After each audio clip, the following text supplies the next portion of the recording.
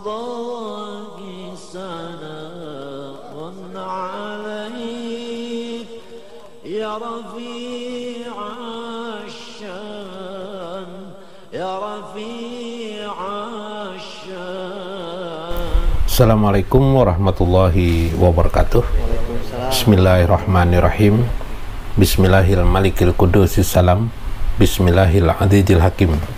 Wassalatu wassalam ala sayyidina wa nabiyina Muhammad wa ala alihi wa sahbihi ajma'in. Hadirin jamaah Masjid Ta'lim yang berbahagia, fa inna insyaallah pasuli kitab Syekh Abdul Qadir Jalani Sirrul Asrar. Mudah-mudahan wa nafa'ana bihi wa ulumihi bidarain. Allah memberikan manfaat kepada kita melewati ilmu Syekh Abdul Qadir Jailani, dan mudah-mudahan dengan itu pula kita mendapatkan manfaat berkah rahmat Allah di dunia maupun di akhirat. Amin ya rabbal alamin.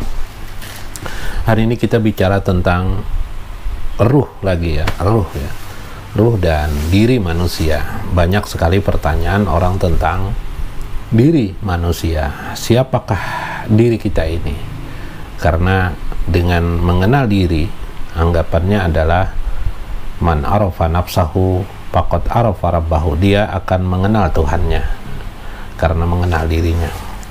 Nah, baik sebuah kajian-kajian khusus melewati Al-Quranul Karim, yaitu kitab Allah, wahyu, maupun hadis-hadis Nabi SAW. Kemudian bagaimana untuk mengkaji itu, tentu saja kita-kita yang di belakangan ini sesungguhnya sudah berlalu lewat masa-masa penelitian terhadap masalah itu. Sungguh para ulama-ulama dulu sudah meneliti tentang keadaan itu, sehingga mereka membuat simpulan-simpulan tentang sesuatu. Namun orang-orang belakangan seperti kebanyakan ingin sekali lagi mengetahui persoalan-persoalan itu. Untuk apa? Untuk memperdalam. Betul saja pemahaman tersebut, karena kita juga perlu tahu latar belakang diri kita, sejarah tentang diri kita. Untuk apa kita mengenal diri itu? Nah, itu kan pertanyaan juga yang paling mendasar. Untuk apa sebenarnya kita mengenal diri kita? Saya mengibaratkan seperti ini. Kalau kita hidup di dunia tidak mengenal siapa kita, bagaimana sejarah hidup kita, siapa yang melahirkan kita, siapa nama mereka, bagaimana keadaan mereka, tentu kita tidak akan pernah berterima kasih kepada yang melahirkan kita, yaitu ibu kita. Kita ternyata punya ayah, maka tahulah kita mereka adalah ayah dan ibu kita. Maka dengan mengetahui sejarah bahwa kita memiliki sejarah dilahirkan oleh ayah dan ibu kita, maka tentu saja seyogianya kita berterima kasih kepada mereka, dan berterima kasih kepada yang mewujudkan adanya mereka terhadap diri kita. Subhanallah. Ini adalah contoh yang kecil. Sebagai sebuah bangsa juga perlu mereka tahu terhadap sejarah bangsa mereka apa. Sebuah negara, ketika mereka berbangsa bernegara, mereka juga harus tahu tentang sejarah negara mereka. Dari mana mereka, kenapa jadi negara ini menjadi ada. Dengan demikian mereka menjadi cinta kepada bangsa mereka, cinta kepada negara mereka, dan berterima kasih kepada mereka. Ini sebuah potongan kecil, sebuah arti dari sebuah kehidupan. Maka orang-orang ahli sejarah seringkali mengatakan sejarah itu pelajaran yang berharga buat orang yang di belakang, dan sejarah itu harus dipelihara, diketahui, karena dia akan memberikan sumber informasi kepada kita, dan mudahnya kita meletakkan posisi-posisi kita di dalam kehidupan sejarah itu. Setiap hal perilaku kehidupan manusia pada akhirnya melahirkan sejarah-sejarah baru, yang sejarah-sejarah baru itu tidak bisa lepas daripada sejarah-sejarah sebelumnya. Subhanallah. Maka mengenal diri termasuk sebuah kajian mengenal sejarah diri kita. Salah satu bagian yang penting biasa dibahas adalah tentang kisah ruh Muhammad atau Nur Muhammad. Bagian-bagian ini tentu tidak kita bahas di sini dulu sementara. Bagian-bagian itu sudah kita bahas pada beberapa pengajian-pengajian, episode-episode yang terdahulu ya. Silakan lihat episode itu. Mudah-mudahan hari ini kita bisa membahas tentang diri kita dalam konteks ya berhubungan dengan ruh ya, ruh yang ada pada diri kita. Wahanutur ruh ya bil jasad ya, ketika ruh itu dimasukkan dalam jasad yang beberapa waktu kemarin Syekh Abdul Qadir Jailani mengatakan, kata beliau, kemudian bagian-bagian lain beliau menjelaskan pula, lamma khalaqallahu ta'ala ruhul qudsi bi ahsani taqwim, yaitu ketika Allah menciptakan ruh ya, ruh yang suci itu bi ahsani taqwim, seperti firman Tuhan, laqad khalaqnal insana fi ahsani taqwim, sungguh kami ciptakan manusia itu fi ahsani taqwim. Dan kita sadar betul ketika itu Allah kemudian menciptakan ruh, wa nafaqa fihi min ruhi, dia meniupkan ruh pada jasad kita yaitu pada alam rahim ibunda kita, ibu kita. Di alam rahim itulah kita bersatu dengan jasadnya. Alam rahim itu adalah alam bersatunya jasad dengan kita. Saat itu ketika bersatu itu yaitu pada umur 120 hari itu, 120 hari ya di dalam hadis, 120 hari dengan berbagai rincian dari nutfah, air mani dan seterusnya sampai jadi mudghah, sampai jadi alaqah, kemudian dari alaqah sampai menjadi tubuh kita, dari alaqah sampai pada mudghah, sampai kepada tubuh kita, penciptaan tubuh jasad manusia. Kemudian Allah meniupkan ruh kepada kita. Nah, di situ bahasanya adalah wa nafaqa fihi min ruhi, meniupkan, atau di dalam hadis dalam Imam Bukhari wa yursilu alaihi ya, ruhan. Kemudian dia pun mengutus kepadanya ruhan au bi malaikati, dia atau bersama padanya adalah malaikat yang membawa ruh itu. Maka ketika ruh ditiupkan atau dimasukkan, berarti ruh ini sudah diciptakan sebelum itu. Jadi tidak sewaktu itu diadakan kemudian lalu dimasukkan, tidak, tetapi diciptakan sebelumnya. Itu yang disebut oleh Syekh Abdul Qadir Jailani, ruh itu, proses ruh manusia itu sudah ada ya, sudah ada ruh manusia, ruh kita ini sudah ada di alam mana? Alam lahut, yang istilahkan alam lahut, kemudian turun kepada alam jabarut. Nah, ketika itulah Allah mengadakan, menciptakan ruh manusia. Yang kita bicarakan itu sebelum rahim nih berarti. Bi alamil lahut summa arada ayyaruddahu ilal asfali li jiyadatil ansiyah wal qarbiyah.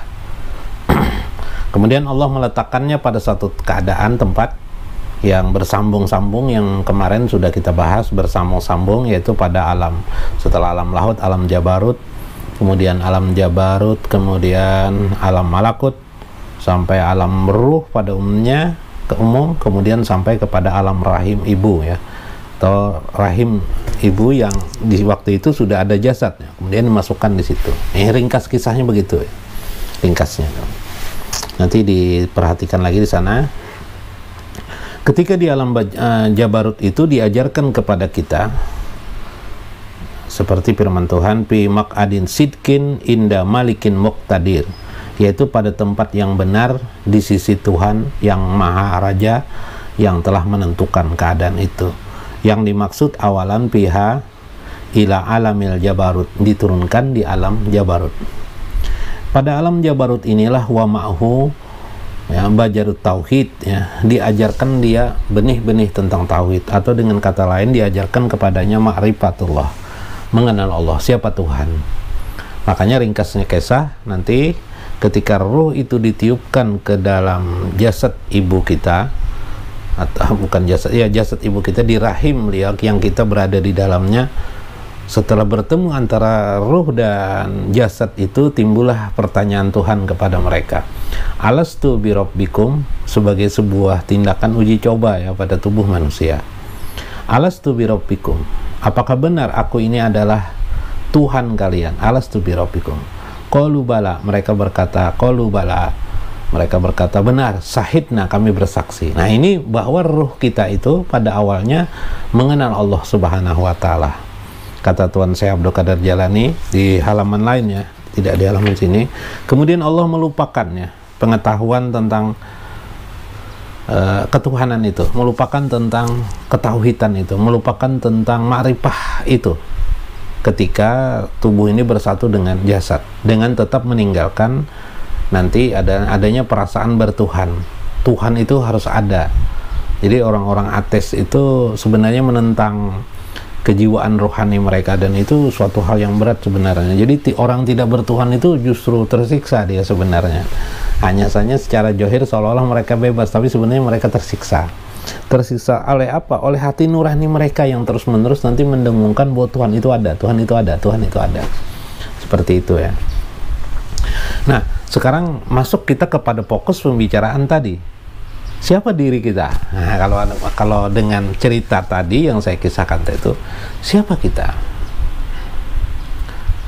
Kalau ada yang berpendapat kalau berarti diri kita itu roh. Kalau ada yang berpendapat kalau diri kita roh itu berarti mimpi aja kita hidup. Nah, ini kan. Syekh Abdul Qadir Jalani menyebut istilahnya ketika masuk ke dalam diri manusia itu, itulah dimulai yang disebut dengan babak ruh jasmani. Ruh jasmani, yaitu babak manusia itu dirinya itu adalah ruh jasmani. Apa ruh jasmani? Ruh yang bersatu dengan jasad yang ada pada diri kita. Lalu apa fungsi ruh? Ruh itu bukan hanya sebagai sebuah energi, tetapi juga sebagai sebuah al-insan, kemanusiaan, atau disebut dengan an-nafs ya. Sehingga di dalam Al-Quran dalam surah As-Sajdah itu, wa nafaqa fihi min ruhi, maka dengan roh itu waja'ala lakum sam'a wal absara wal afidah, kami jadikan kalian bisa mendengar, bisa melihat, mendengar, melihat, wal afidah, dan memiliki pengertian, kemanfaatan, kepengertian, berarti indrawi, berarti qalilan ma tazkurun, sedikit sekali orang berterima kasih. Nah, ini tadi, kalau kita mengenal diri kita ini, kita harus berterima kasih seharusnya. Kepada siapa? Bersyukur kepada siapa? Kepada Allah Subhanahu wa ta'ala. Ini salah satu bagian mengapa kita perlu mengenal diri kita. Jadi, ya bikin serah aja nanti judulnya. Jadi kita memang perlu mengenal diri kita. Allah sendiri mengajarkan qalilan ma tazkurun. Sebuah bahasa yang berbalik, sedikit sekali manusia yang bisa berterima kasih. Kenapa tidak bisa berterima? Karena dia tidak mengenal diri. Kalau bahasa Indonesianya orang tidak tahu diri gitu. Orang tak tahu diri itu orang apa? Orang tidak tahu diri itu gimana? Orang bodoh, orang jauh dari peradaban. Orang yang mengenal dirinya, orang yang tahu peradabannya, orang yang tahu tentang perilaku, orang yang tahu tentang budayanya, orang yang mengerti adab dan santunnya. Maka ketika Anda sudah mengenal diri Anda tahu adab santun Anda, harusnya berterima kasih kepada Allah Subhanahu wa ta'ala. Betapa Allah laqad khalaqnal insana fi ahsani taqwim, menciptakan tubuh kita ini sedemikian rupa. Dimulailah ujian yang pertama di sini. Apa ujiannya? Adalah ketika ruh bertemu dengan jasad, kata Syekh Abdul Qadir Jalani. Nah, ketika ruh bertemu dengan jasad, kemudian hidup dia. Nah, sebentar ya. Tadi kita katakan ruh ya. Jadi ruh itu kita punya mata, tapi mata kita ini tidak bisa melihat. Kalau tidak percaya, ambil suatu benda, cabut aja mata Anda. Apa mata Anda melihat? Apa Anda begitu, lalu mata Anda gerak-gerakkan begitu, anggap ini mata ya, dikeluarkan mata Anda. Apa Anda melihat? Kalau dua-duanya tidak bisa. Itu berarti mata kita hanya sebagai sebuah alat, sebagai alat. Begitu juga telinga kita. Ketika telinga kita cabut, kita tidak bisa mendengar kalau tidak ada ruh. Mata kita begitu juga. Dan ruh kita Bagaimana pengertian bisa mendengar? Bisa mendengar, melihat, tapi tidak di alam jasad dia, alam huruf dan suara seperti yang ada ini, alam jasad. Ini luar biasa sekali. Lalu bagaimana? Wah, ini panjang kisah, ini bisa berjam-jam seperti ini. Nah, begini, kita buat ringkasan-ringkasan sebagian di sini. Maka di situ dapat dimengerti ketika kita melihat mata kita ini melihat, ini adalah sebagai alat, ibarat teropong ya. Tanpa yang di dalam, tanpa ruh itu kita tidak bisa mengerti apa yang kita lihat.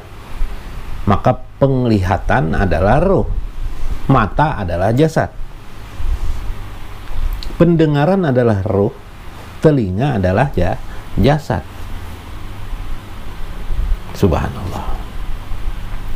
Lalu Allah menciptakan di dalam jasad ini bukan hanya mata pendengaran, tapi sebuah sistem, yang sistem itu sedemikian rupa bisa konkordan, muafakah, konkordan dengan ruh itu sendiri. Jadi kalau ruh manusia ini dimasukkan ke sebuah benda, tidak akan sesuatu yang lain ya, dia tidak akan muafakat, dan arti tidak akan serasi. Bagaimana punya bisa, tapi tidak akan serasi. Karena itu Allah menciptakan apa saja di dalam dalam sistem jasad, ada mata, ada telinga, pendengaran, ada tangan, dua kaki, ada apa lagi? Ada hati, ya, ada hati. Nah, hati ada ya, di mana ya? Di perut katanya hati, yang jasadnya. Ada sudur ya, ada sudur lagi. Kemudian apa lagi? Ada otak. Otak itu diisi oleh roh, jadilah akal pikiran. Itu kan otak. Hati diisi oleh hati, maka timbullah nurani. Gitu kan? Timbullah nurani. Kalau tidak ada roh, hati kita apalah? Dia hanya sebagai jasad kepompong saja.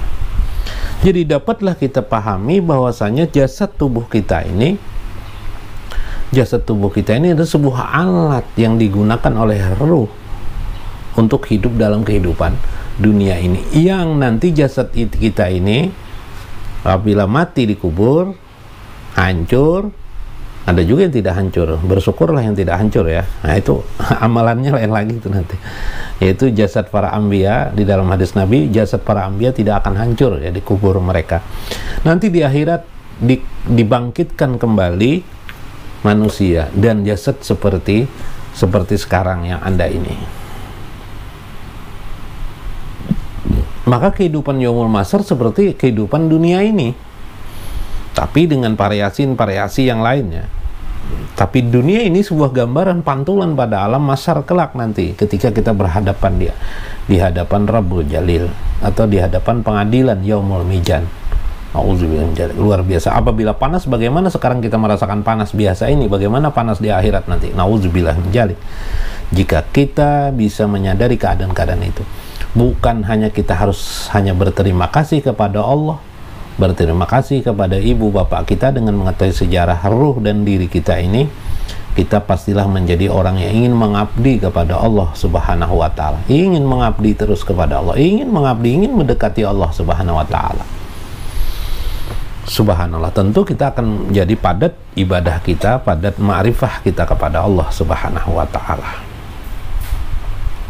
Ini penting saya tegaskan bagi orang-orang yang selalu tidak mengerti tentang untuk apa mengenal diri itu, bagi orang-orang yang tidak memahami bagian-bagian kajian ini disebut dengan ilmu batin. Karena memang pembicaraan yang kita bicarakan, bendanya seringkali tidak kelihatan, seperti ruh itu sendiri tidak kelihatan. Ini adalah sebagai sebuah simpulan daripada ulama seperti Syekh Abdul Qadir Jailani. Silahkan saja pendapat berbeda, tidak jadi masalah. Pendapat ini berbeda, tidak ada masalah, tapi ini adalah pendapat yang diambil daripada kitab beliau, Syekh Abdul Qadir Jailani. Dalam beberapa episode yang tidak bisa satu kesatuan ya disampaikan. Sampai di sana kita sudah mengenal adanya tubuh, kerongkongan jasad kita ini, adanya ruh. Ketika kita meninggal dunia, ruh dicabut oleh Allah Subhanahu wa Ta'ala, dicabut dia.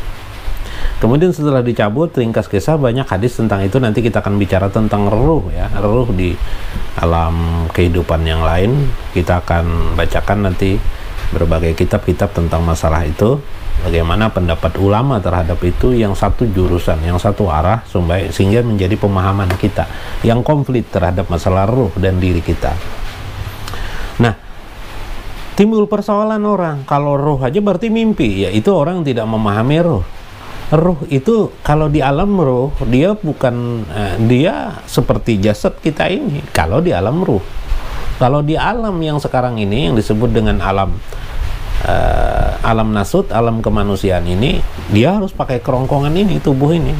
Karena itu yang kemarin pembahasan tanpa sadar, karena kita memiliki jasad dan ruh, ruh itu dilupakan Allah tentang asal kejadiannya, dilupakan Allah tentang keadaan ma'rifah kepada Allah, maka menjadikan ruh ketika melihat dunia itu luar biasa, dia ingin sekali bersenang-senang. Makanya jangan heran kenapa kita dengan minuman keras ingin merasakan, dengan macam-macam kemaksiatan itu begitu lezat terasa. Itu dikarenakan tadi ruh dengan jasad ini, atau ruh jasadiah ini begitu bernafsu terhadap keadaan kehidupan itu. Itulah yang terjadi yang di dalam Al-Qur'anul Karim surah Yusuf ya, ayat 53, wa ma ubarri'u nafsi, wa ma ubarri'u nafsi, aku tidak bisa membiarkan ya, melepaskan diriku ini saja. Maksudnya ruh beliau, aku tidak bisa mendiamkan saja jasad dan ruhku ini. Kenapa? Karena waktu itu Nabi Yusuf digoda oleh Joleha. Melihat Joleha itu, memang Joleha itu cantik luar biasa. Tergoda Yusuf. Lalu apa kata beliau? Innan nafsa la'amaratum bisu'i. Innan nafsa, sesungguhnya diriku ini. Jadi itu tidak hawa nafsu ya, tidak al-hawa di sini ayatnya, tapi an-nafs. Nafs itu diterjemahkan dalam bahasa Arab adalah diri. Jadi akhirnya kita menerjemahkan hawa nafsu atau nafsu diri gitu kan, terserah artinya apa. Tapi innan nafsa, sesungguhnya diriku ini, ruh dengan jasadiah ini bergejolak ya, la amaratum, dia menjadi amaratum bisu'i, yaitu suatu nafsu yang bergejolak untuk berbuat kejelekan, keburukan. Apa? Yaitu keadaan tergoda dengan Joleha. Seperti kita juga tergoda dengan maksiat-maksiat dalam hidup hari-hari ini. Tergoda kita. Illa ma rahima rabbi, illa ma rahima rabbi, kecuali karena rahmat Tuhanku lah yang menyelamatkanku aku daripada ketergodaan itu. Subhanallah. Karena itu kita berbuat baik selalu dikatakan illa ma rahima rabbi, karena memang rahmat dan kasih sayang Allah lah kita ini dapat berbuat baik. Tanpa itu kita, jasad dan tubuh kita ini pasti cenderung berbuat kemaksiatan, karena jasad dan roh kita ini melihat itu begitu lezat terasa. Nah, di sini terkumpul bahasa-bahasa makna. Kenapa jadi ruh dan jasad itu ada? Karena begitu ruh dan jasad itu disatukan, timbullah yang disebut dengan hawa nafsu. Hawa nafsu. Nah, itulah hawa. Itulah misalnya di dalam Al-Quran, juyina linasi hubus syahwati minan nisa wal banin, diadakan, diperhiasilah diri manusia itu, diperhiasilah roh dan jasad itu dengan hawa nafsu, hubus syahwati minan nisa, adanya syahwat dengan wanita dan wanita kepada lelaki, dan kemudian kepada anak-anak. Kita punya anak, kepingin punya anak. Kenapa kita pingin punya anak? Minaz zahabi wal fiddah. Kenapa kita mungkaratin minaz zahabi wal fiddah ya? Kenapa kita juga senang emas dan perak? Itu karena syahwat kita ada di situ. Timbul hawa nafsu. Maka itu kemudian kita diberikan akal berpikir supaya kita bisa melawan hawa nafsu. Tapi kenyataan akal kita tidak sama. Akal kita bergantung informasi yang masuk, ilmu yang masuk kepada kita. Disinilah peranan syariah agama. Agama datang kepada kita, syariat agama, syariat Islam datang kepada kita, mengajarkan mana yang halal, mana yang haram, mana yang boleh dikerjakan, mana yang tidak. Kemudian bagaimana cara mengabdi kepada Allah. Sistem bangunan syariah yang sempurna itu masuk seharusnya ya, di akal pikiran kita dan hati kita, supaya kita dapat melaksanakan. Bila kita mau melaksanakan, berarti kita tidak terpengaruh dengan hawa nafsu. termasuk juga setan. Nanti setan pengaruh kita terpengaruh, berarti kita sudah di posisi ruh kita selamat dari pengaruh jasmani ini, yang kemarin kita sebut dengan kita berada di posisi ruwani atau berposisi hati nurani. Nah, inilah pentingnya mengapa. Nah, karena itu di sini juga kita maklum betapa pentingnya ilmu agama itu, betapa pentingnya ilmu syariah itu kepada kita, supaya kita dapat mengatur jasad dan ruh kita ini apa yang sesuai yang dikehendaki oleh Allah, dan pada giliran terakhirnya sesuai dengan fitrah asal kita. Pada alam Jabarut diajarkan ma'rifatullah, sesuailah kita yang dimaksud itu, konkordan. Nah, inilah cara pengenalan terhadap diri ya, bagian daripada pengenalan diri. Nah, mudah-mudahan kita menjadi maklum terhadap masalah ini dan mengerti ya keadaan-keadaan ini. Wallahul muwafiq ila aqwamit thariq. Wassalamualaikum warahmatullahi wabarakatuh. عليك يا رفيع الشان يا رفيع الشان يا رفيع الشان والدار